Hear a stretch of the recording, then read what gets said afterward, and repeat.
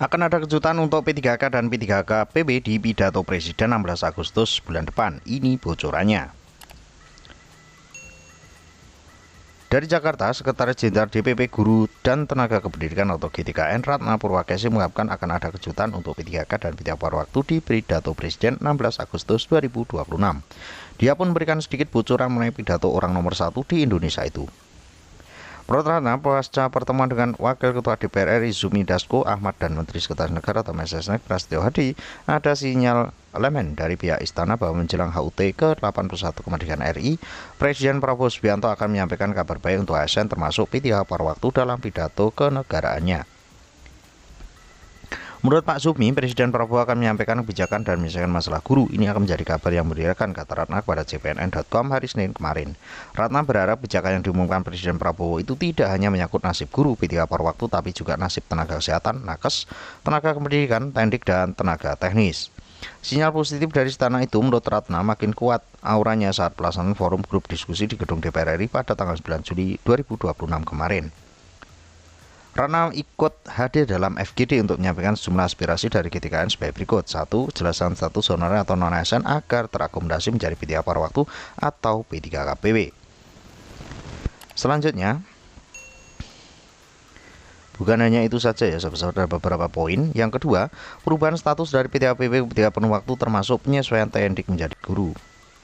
Selanjutnya, perubahan status P3K ke PNS, jenjang karir P3K dan regulasi agar P3K bisa mencalonkan kepala sekolah atau KS tidak harus di sekolah induk.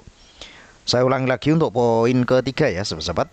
Perubahan status P3K ke PNS, jenjang karir P3K dan regulasi agar P3K bisa mencalonkan kepala sekolah atau KS tidak harus di sekolah induk. Jadi untuk poin ketiga ini menjadi kunci ya, sahabat-sahabat, terkait dengan kejutan yang akan disampaikan oleh Presiden Prabowo Subianto di bulan depan atau di tanggal 16 Agustus tahun 2026 terkait perubahan status P3K menjadi PNS. Yang keempat, permasalahan TPG, GPI, dan in-passing.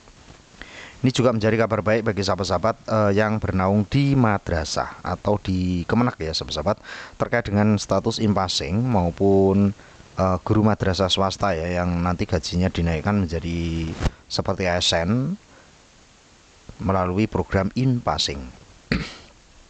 Yang kelima, pengajian P3K dan P3K PW dari guru, tendik, teknis, dan nakes dari APBN. Ini menjadi kunci kedua terkait dengan kabar gembira bagi sahabat-sahabat. Nantinya jika penggajian dari P3K ini atau maupun P3K PW ini nanti ditanggung oleh pusat, maka gaji untuk P3K PW tidak ada namanya 300.000, 200.000, 400.000, 1 juta, tapi akan seragam atau akan sama dari setiap status untuk sahabat-sahabat P3K PW seperti P3K penuh waktu ya, sahabat-sahabat, seperti itu.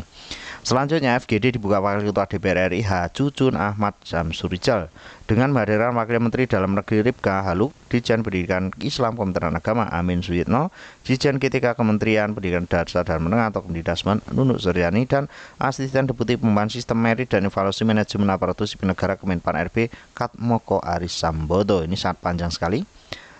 Semua hasil FGD sudah termasuk disampaikan kepada Pak Zumi Dasko dan Pak Cucun, ucapnya. Ratna mengimbau seluruh ASN khususnya P3K waktu ataupun P3K PW mengawal dan terus berdoa mudah-mudahan Presiden Prabowo bisa mengabulkan seluruh aspirasi dari P3K, khususnya untuk P3K PW. Dia juga mengucapkan terima kasih dan menghargai setinggi-tingginya kepada DPR RI, jajaran Kabinet Merah Putih, Mabes Polri, dan PGRI. Mudah-mudahan dari 5 tuntutan itu khususnya untuk di poin ketiga, 4 maupun 5 bisa ter-ACC oleh pemerintah. Mudah-mudahan informasi ini bisa bermanfaat. Terus pantau informasi terbaru hanya di kanal YouTube ini. See you next time.